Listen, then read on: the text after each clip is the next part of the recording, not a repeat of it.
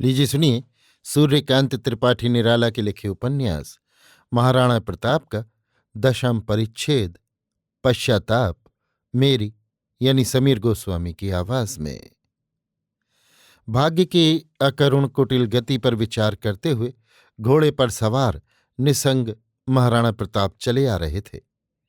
चिरकाल की संचित चिर प्रतिज्ञा पर इतना बड़ा धक्का लगा कि विश्वास की थूनियां हिला दी गईं। प्रताप सोचने लगे, जिन वृद्ध पिताओं की सेवा के लिए उनका एकमात्र पुत्र बच रहा था, अब वे किस दिशा में होंगे। उन्होंने तो सहर्ष देश की रक्षा के लिए पुत्र को लड़ने की आज्ञा दी थी, फिर इस विस्मय परिणाम का भोग उन्हें क्यों करना पड़ा। अवश्य ही ये धर्म सब वाहियात है। फिर सोचते, नहीं, कर्तव्य पर विचार नहीं चलता, कर्तव्य की समालोचना भी नहीं हो सकती, फल की आकांक्षा रखनी ही नहीं चाहिए। जो कुछ किया गया कर्तव्य के विचार से ही किया गया है, आगे भी वैसा ही किया जाएगा।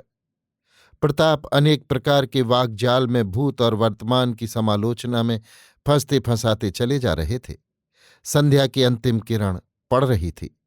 आज प्रताप की पूर्ण पराजय हुई है। आज वे एक साधारण परिस्थिति के मनुष्य हैं। कल तक वे राज चिन्हों को धारण करते थे, परंतु आज एक दिन के प्रलय में उनके ऐश्वर्य का ध्वंस हो गया। वो छाया की तरह विलीन हो गया, मानो यही अंधकार सत्य है जिसमें अतिरंजना कोई नहीं। 22,000 सेना के नायक को आज एक साथी भी नहीं मिला। आज उनके साथ कोई शरीर रक्षक भी नहीं है। इस युद्ध में शक्ति सिंह भी थे। उन्होंने लड़ाई नहीं की, परंतु आदि से अंत तक राजपूतों का युद्ध उन्होंने अवश्य देखा था। राजपूतों की निर्भीकता, अगणित सेना के बीच में क्षत्रियत्व का शौर्य दर्शन, देश की रक्षा के लिए हंसते हुए वीर गति को प्राप्त करना, घिर कर भी भय न खाना, ये सब गुण देखकर शक्ति सिंह मुग्ध हो गए थे। देश की इस भयंकर परिस्थिति के समय वे उसके किसी कार्य में न आए, इसका उन्हें हार्दिक दुख हुआ।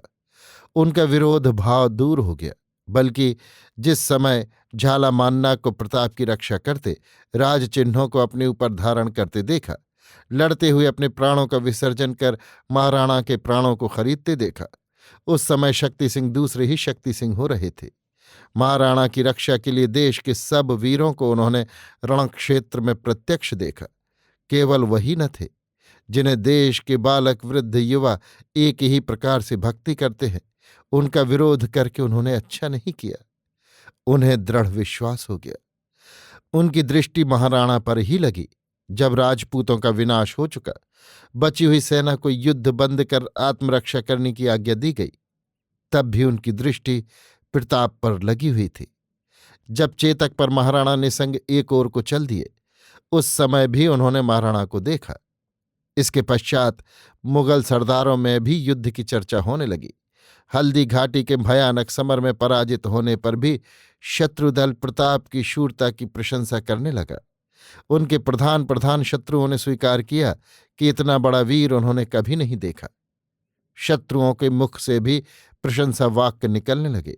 शक्ति सिंह ने भी ये सुना। यों तो वे पहले ही अपनी प्रतिहिंसा और अपमान का भाव भूल गए थे, परंतु अब पूर्ण मात्रा में प्रताप के प्रति उनका भक्ति भाव उदित हो गया था। वे मन ही मन कहने लगे, हाय, एक राजपूत मैं भी हूं। कितना गर्व था उन वीरों को मृत्यु का। हंस रहे थे, मानो मृत्यु का उन्हें बिल्कुल भय ही न था। मेवाड़ का कोई भी गांव नहीं बचा जहां से देश की रक्षा के लिए वीर सिपाही न आए हो, और मैं मेवाड़ के राजवंश का मनुष्य हूं। हे ईश्वर, ये इतना घोर पतन!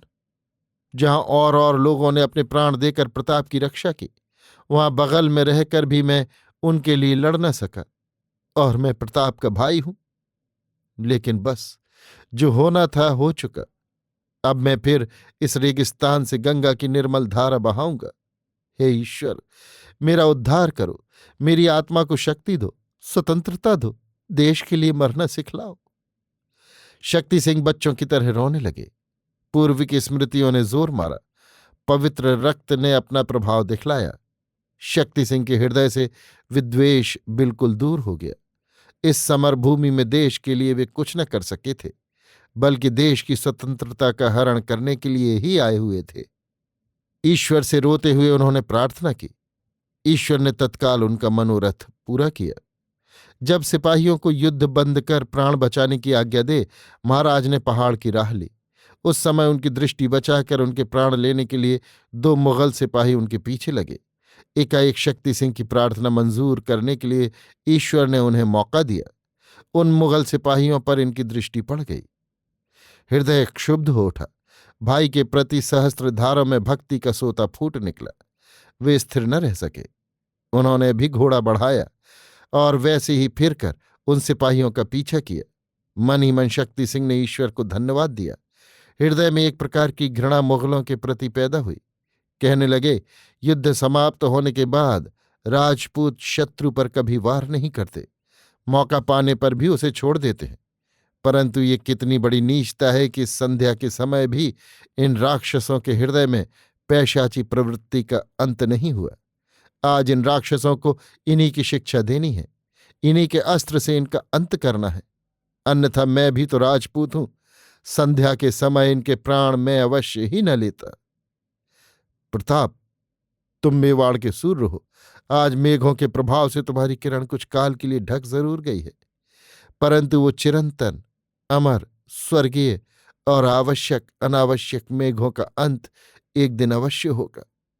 तब तुम्हारी स्वर्गीय ज्योति फिर चमक उठेगी, छिपी न रहेगी। उसकी संसार को आवश्यकता है। प्रताप, तुम इतने महान हो। आश्चर्य है, तुम्हारे नाम में इतनी शक्ति है। तुम्हारी हार में भी विजय है। तुम अद्भुत मनुष्य हो। मैं मूर्ख था। स्वतंत्र देश के आदर्श देवता को मैंने नहीं समझा था। शक्ति सिंह आवेश में तरह तरह की कल्पनाएं करते हुए चले जा रहे थे। प्रताप का हृदय भग्न हो चुका था। तमाम चेहरे पर निराशा का राज्य था। स्वतंत्रता की वेदी पर अपना सर्वस्व रखकर जैसे रिक्त हृदय से जा रहे हो, जैसे बदले में उन्हें कुछ भी प्राप्ति न हुई हो। वे अन्यमनस्क हो रहे थे। चेतक भी थक गया था। धीरे धीरे चिंता करते हुए प्रताप चले जा रहे थे और उन्हें लक्ष्य कर उनके पीछे 2 मुगल भी। प्रताप को पीछे से किसी के आने की आहट भी न मिली। वे इसी प्रकार अपनी विचार तरंगों में तल्लीन हो रहे थे। वे दोनों प्रताप के बिल्कुल नजदीक आ गए, परंतु फिर भी प्रताप को कुछ मालूम न हुआ। शक्ति सिंह कुछ दूर पर थे। ईश्वर ने प्रताप की मदद की। सामने एक पहाड़ी नदी पड़ी। प्रताप का घोड़ा चेतक एक ही छलांग में नदी पार कर गया, परंतु मुगलों के घोड़े कमजोर थे। उन्हें नदी पार करने में कुछ देर लग गई। तब तक शक्ति सिंह और नजदीक आ गए। मुगलों ने नदी पार करके फिर प्रताप का पीछा किया और उनके बहुत पास पहुंच गए। लड़ाई में प्रताप का सर्वांग शस्त्रों से क्षत विक्षत हो रहा था। घावों से खून का फव्वारा छूट रहा था। ऐसी ही दशा चेतक की भी थी। इसी परिस्थिति में मुगल उनका पीछा कर रहे थे। मुगल इस बार प्रताप के बिल्कुल करीब पहुंच गए। शक्ति सिंह ने सोचा कि कहीं ऐसा न हो कि फिर जीवन भर के लिए पछतावा रह जाए, इसलिए प्रताप को होशियार कर देना चाहिए। उन्होंने उच्च स्वर से आवाज लगाई, हो नीला घोड़ा सवार। प्रताप चौंके। फिर कर देखा तो 2 मुगल आ रहे थे। प्रताप को आश्चर्य हुआ कि मेरी भाषा में किसने मुझे सतर्क किया। ये तो मुगल हैं। इस निर्जन भूमि में राजपूत गले की आवाज कहाँ से आई? प्रताप संदेह कर रहे थे कि शक्ति सिंह घोड़ा बढ़ाकर मुगलों के बिल्कुल पास पहुंच गए और देखते देखते दोनों का काम तमाम कर दिया। प्रताप ने मुगलों को गिरते हुए देखा। फिर उनकी दृष्टि शक्ति सिंह पर पड़ी। घृणा से सर्वांग कुंचित हो उठा। वे इस निश्चय पर पहुंचे कि इन 2 मुगलों को मारने का कारण इसके सिवा और कुछ नहीं कि शक्ति सिंह अपने हाथों मुझे मारकर बदला चुकाना चाहता है, जबकि वो भी मुगलों की तरफ हो सकता है। इसके सिवा मुगलों के मारने का और कोई कारण नहीं। प्रताप के नेत्र सजल हो आए। मन में कहा, हाय रे मनुष्य, तुम्हारे भीतर इतनी नीच भावना भी रह सकती है।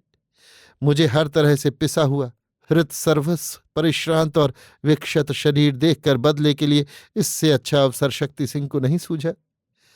ईश्वर की इच्छा पूर्ण हो। प्रताप ने एक सांस ली। निराशा की विषाक्त क्रिया से सर्वांग जर्जर हो रहा था। अब तक शक्ति सिंह बहुत समीप आ गए थे। उन्हें देखकर प्रताप ने कहा, आओ शक्ति सिंह, इससे अच्छा अवसर तुम्हें न मिलेगा। बदले के लिए तुम्हें बहुत हैरान होना पड़ा। आज देश और स्वतंत्रता के छूटने के साथ तुम्हारे हाथ से प्राण भी निकले, यज्ञ में पूर्णाहुति भी हो जाए। मेवाड़ का नाम अब भारत के हृदय से मिट जाना ही अच्छा है। आओ, मैं तैयार हूं। शक्ति सिंह पर एकाएक जैसे सहस्त्र अस्त्रों का प्रहार हुआ हो। वे कांप उठे। उनकी भक्ति की परीक्षा शुरू हो गई। आंखों में अंधेरा छा गया। दुख और क्षोभ से हृदय बैठ गया। घोड़े से उतरकर वे कटे हुए वृक्ष की तरह प्रताप के पैरों पर गिरकर बेहोश हो गए। प्रताप ने भाई को गोद में उठा लिया। अब शक्ति सिंह के हृदय का हाल छिपा न रहा। अपने शब्दों के लिए प्रताप को लज्जा आई। उनके कटे हुए घावों से खून की कुछ बूंदें शक्ति सिंह के ललाट पर टपक पड़ी। शक्ति सिंह जागे।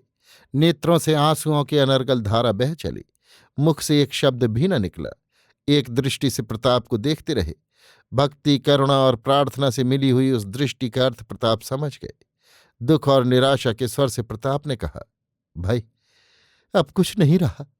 क्षण भर में मेवाड़ की रही सही शक्ति भी नष्ट हो गई। शक्ति सिंह फिर भी न बोले। आप उनका मस्तक अवनत हो गया। प्रताप ने बड़े प्रेम से छोटे भाई को हृदय से लगा लिया। युद्ध के बाद ये उन्हें प्रथम शांति मिली थी। एक दृष्टि से निश्चल वृक्ष समूह भाइयों का ये सब प्रेम आलिंगन देख रहा था। एक झोंका हवा का आया और उन्हें कुछ शांति मिली। आनंद से पल्लव नृत्य करने लगे। शक्ति सिंह बालक की तरह प्रसन्न हो गए। प्रताप ने कहा, शक्ति, अब राजपूतों का उत्थान होना कठिन है। देश की दुर्दशा क्या हमें ही देखनी बदी थी?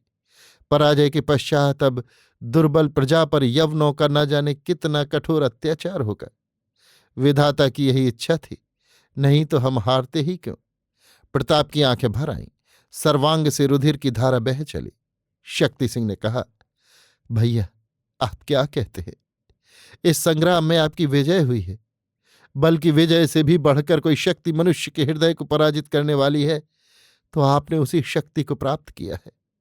शत्रुओं में आपकी जितनी प्रशंसा हो रही है, आज तक भारतवर्ष के किसी वीर की उतनी प्रशंसा नहीं हुई।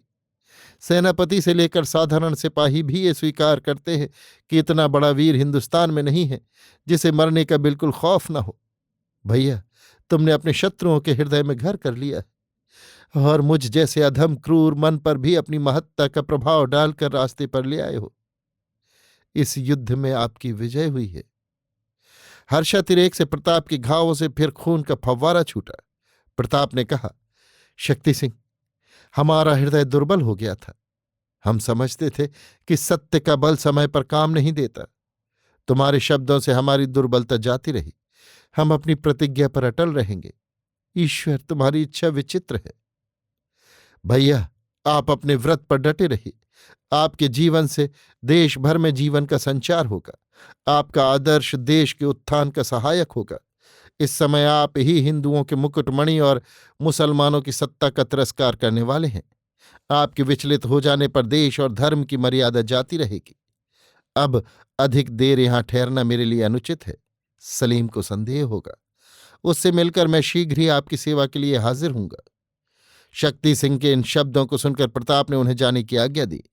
देवोपम समुज्ज्वल कीर्ति भाई की चरण धूलि ग्रहण कर शक्ति सिंह विदा हुए।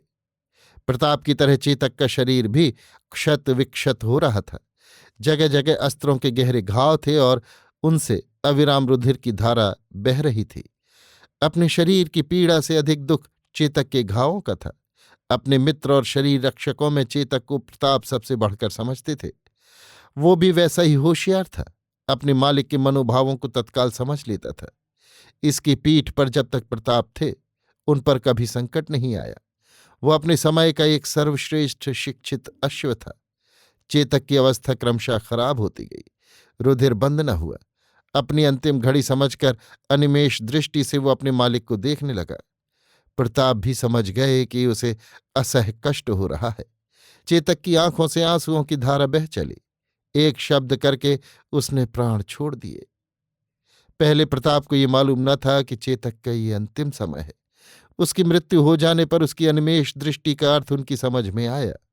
अपने मालिक को वो प्रेम भाव समझाता था। वे भी उससे उसी तरह प्यार करते थे।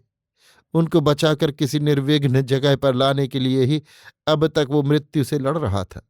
अन्यथा समर क्षेत्र में ही उसकी अवस्था शोचनीय हो रही थी। वहीं वो अब तक मर गया होता। चेतक की कृतज्ञता का स्मरण कर प्रताप सिंह रोने लगे। वे समझ गए कि उनके प्यारे अश्व ने अपने प्राणों के बदले उनकी रक्षा की है। प्रेम की कसौटी पर कसकर उसने अपने को खरा सिद्ध कर दिखाया है। प्रताप को आज के विगत युद्ध की याद आई तो रोने लगे। कितने ही स्थलों में चेतक के कारण ही उनकी प्राण रक्षा हुई थी। कहा, हाय, दुख कभी अकेला नहीं आता। आज हमारे कितने ही मित्रों, सहायकों और प्राणों से प्यारे बंधुओं की मृत्यु हुई और आज ही चेतक भी हमें अकेला छोड़कर चला गया। ये विधाता का कितना निष्ठुर नियम है। प्रताप चेतक को अपना एक अंतरंग मित्र समझते थे। उसकी मृत्यु की जगह पर उन्होंने उसका स्मारक बनवा दिया, जो आज भी मौजूद है। इधर शक्ति सिंह अपने डेरे पर पहुंचे। जिन दो मुगल सैनिकों को प्रताप सिंह का पीछा करने के कारण उन्होंने मारा था, उनमें एक खुरासानी था और दूसरा मुल्तानी।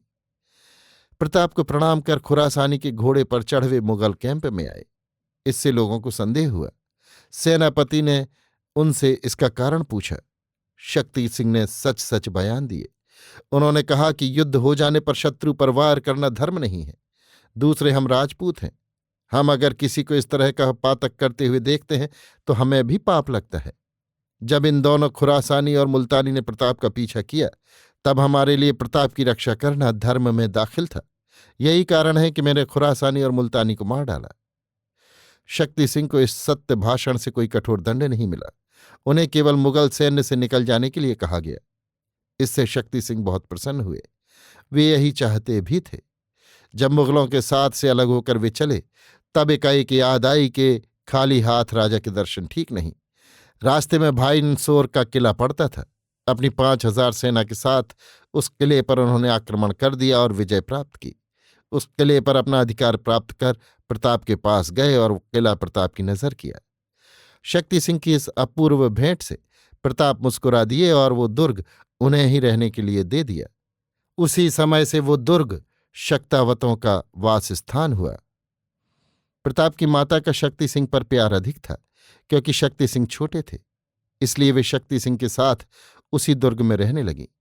और क्योंकि मेवाड़ की राजमाता बाईजी राज के नाम से पुकारी जाती हैं, इसलिए उस कुल की स्त्रियों को बाईजी राज की ही उपाधि रही। शक्ति सिंह के आने से मेवाड़ वासियों को एक नई शक्ति मिली और उनसे महाराणा को भी अनेक सुविधाएं प्राप्त हुईं।